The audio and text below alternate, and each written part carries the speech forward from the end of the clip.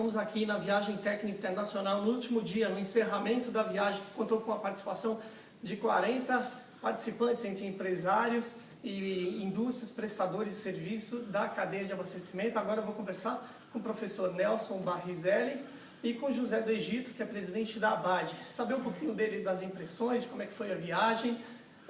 Começar pelo professor Nelson. Professor, como é que o senhor analisa essa viagem a Orlando, na Flórida, e quais as suas principais conclusões sobre o programa?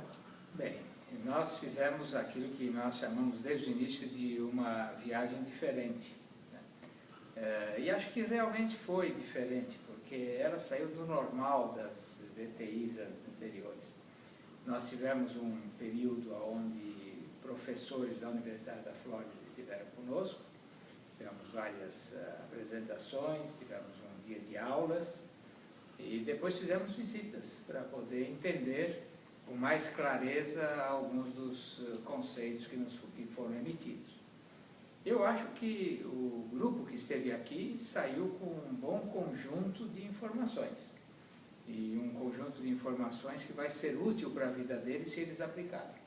Eu acho que se cada um aplicar uma coisa só que viu, não precisa ser mais do que uma coisa só, com certeza já vai melhorar o seu negócio. Tá, João, agora saber um pouquinho do José do Egito, como é que faz essa interação com a Universidade da Flórida e a cadeia de abastecimento aqui nos Estados Unidos, e o que os empresários acharam, você que conversou com eles no dia a dia? Bom, realmente esta VTI foi diferente, como o professor Nelson falou.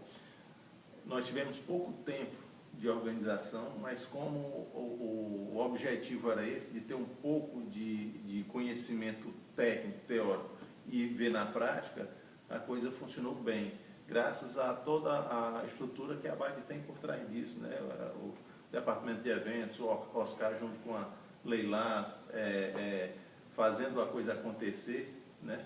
A VTI aconteceu, trazendo para a VTI o que a gente tem conversado com os colegas que vieram, estão super satisfeitos e já entusiasmados de saber como é que vai ser a próxima VTI.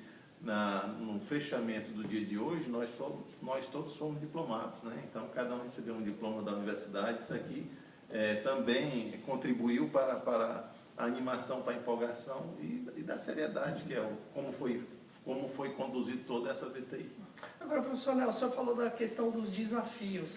Quais foram os principais desafios que o mercado americano se encontra e que os empresários brasileiros podem visualizar no mercado brasileiro e fazer de uma forma diferente?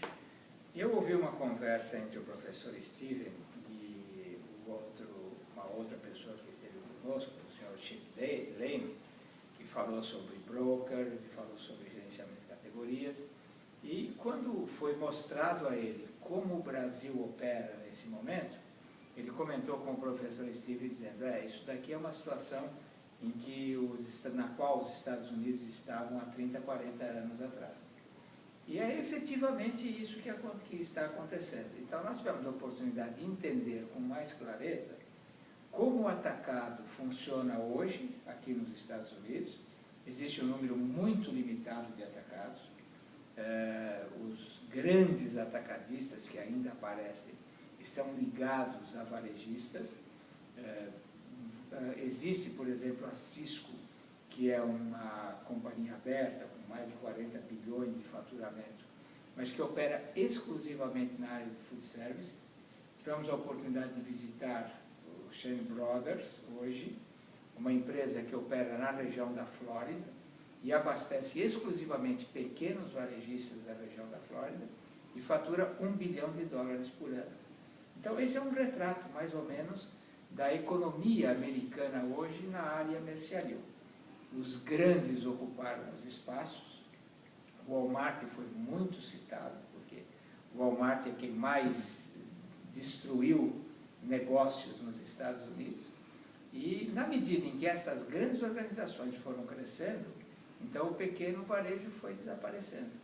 Eu acho que isso tem muito a ver com o futuro do Brasil, dependendo da região na qual nós nos encontramos.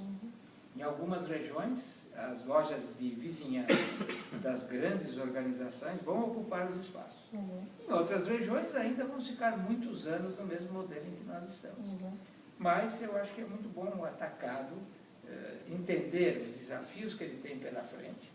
Eu acho que, por exemplo, vai ser muito difícil os atacadistas atingirem o Brasil como um todo. O atacadista terá que pensar numa regionalização. Cada dia mais o varejista vai demandar serviços. Um dia vai acabar essa questão de só comprar preço, porque o cliente do varejista vai exigir dele uma qualidade melhor de loja, um atendimento melhor. Então, os atacadistas têm que estar atentos para estas coisas, porque essas mudanças ocorrem gradativamente, mas quando a pessoa percebe, a mudança ocorreu e ele não tem mais o que fazer. Agora, Zé do Egito, o professor Nelson Barrizelli tocou num aspecto importante, que é a questão do serviço e a questão de produtos, de se diferenciar de alguma forma. Ele falou também das regiões, que o Brasil tem várias regiões. Você é um atacadista do Ceará, que está no nordeste do país, que é uma região que está crescendo bastante. Sim. O consumo, né, seja pelo incremento de renda, pelo programa de transferências governamentais, ou mesmo a descentralização das indústrias que saíram do sul e sudeste e foram para a interiorização da economia brasileira.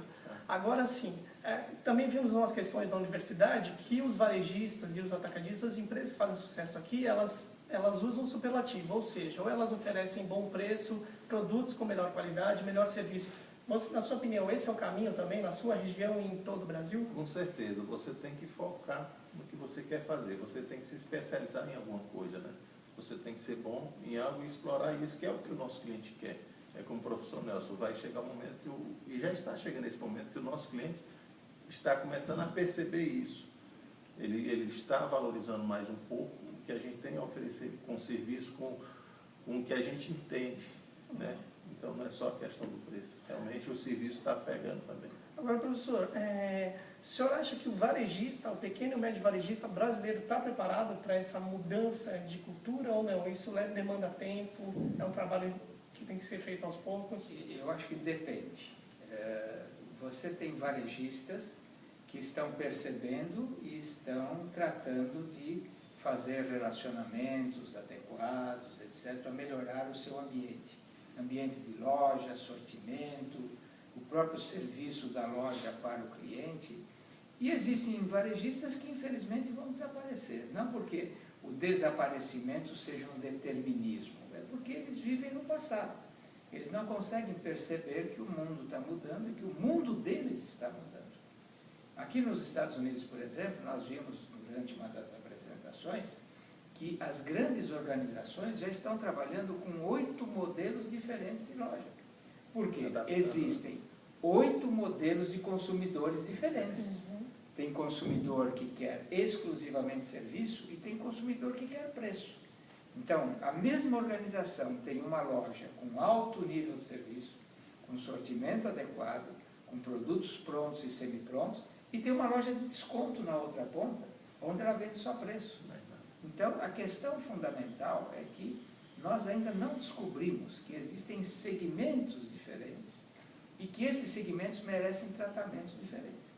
Eu acho que a nova geração, por assim dizer, está muito mais aberta e muito mais propensa a agir desta forma, enquanto que os varejistas que vieram de muitos anos atrás vão ter mais dificuldade para perceber e vão ter que ceder lugar para alguém que percebe com clareza estas coisas. Para você é isso também, Zé? Com certeza. Uma das apresentações que nós vimos hoje à tarde lá na universidade, o professor bem falou, antigamente quem mandava era o produtor, era a indústria, né, professor? E hoje quem manda é o shopper, é o consumidor. Então, se a minha loja, falando como eu sendo um cliente, né, se a minha loja não está preparada para atender o que o consumidor quer, eu vou sair fora do jogo. Então, eu tenho que me preparar para atender bem esse consumidor. Ou seja, mudou não só a denominação de cadeia de abastecimento para cadeia de demanda, que é o consumidor que manda ao invés da indústria de trás para frente, ao invés de frente para trás. Exato. E tem a mudança de mentalidade também. Com certeza. A gente o professor Steve citou até o exemplo da Apple. A Apple não dá desconto para vender e as lojas são lotadas. Por quê? Porque ela oferece algo que o consumidor quer, é um desejo, então é isso. Agora, professor, para encerrar, qual é a lição que fica dessa viagem técnica internacional que nós tivemos aqui uma semana de aulas na Universidade da Flórida, fizemos visitas técnicas, visitamos o Publix, visitamos também outras empresas, alguns atacadistas especializados em nichos de mercado? Eu acho que a conclusão final dessa viagem é que os Estados Unidos mudaram porque foram obrigados a mudar. Essa mudança ocorreu num período de mais ou menos 20 anos, entre o final da Segunda Grande Guerra e os anos de 1970, 75. Dali para frente, nós começamos a ver aqui surgirem esses modelos que hoje estão realmente dominando o mercado. E nós temos que entender que realmente isso também vai acontecer no Brasil. E provavelmente com mais velocidade do que aconteceu aqui, porque no Brasil nós não precisamos criar muitas coisas. Nós geralmente aprendemos de quem passou pelo mesmo caminho e, portanto, fazemos com mais velocidade. Tem uma etapa já. Né? Uma etapa que já foi vencida. Então, eu acho que a grande lição que fica é a seguinte: quem fizer mais do mesmo, provavelmente, independente de onde está se localizado, ou independente do seu ramo de atividade, vai ter problemas. É preciso mudanças e inovação cada dia. E essa mudança e inovação é que vai garantir o futuro. Só um comentário rápido. A gente trazendo o que a gente viu na prática hoje do mercado americano é o que a gente, na ABAD, fez com a VTI. A gente ouviu o que é que o público que vem à VTI quer saber. Ele queria o quê? Ele queria conhecimento. Então, nós agregamos conhecimento com a prática. Então, é exatamente a realidade de todo mundo hoje, não é isso, professor? Exatamente. Ou seja, vamos ter que mudar no meio do caminho e aprender com os erros dos outros. Exatamente. E cada vez mais rápido. Exatamente. É isso? É. Então, para você, na sua primeira VTI como presidente da BAT, foi um saldo positivo? Sou suspeito para falar. Igual eu vi do público que veio, tá certo? Eu preferia que o público falasse, as pessoas que vieram, mas eu estou muito satisfeito. Tá joia. Então, ficamos por aqui nessa cobertura da VTI ABAD 2013 de Orlando, na Flórida. E muito obrigado por acompanhar os vídeos, acessar o portal Nutrade, o blog da VTI. E voltamos a qualquer momento com novos vídeos e outros assuntos e na próxima edição da VTI.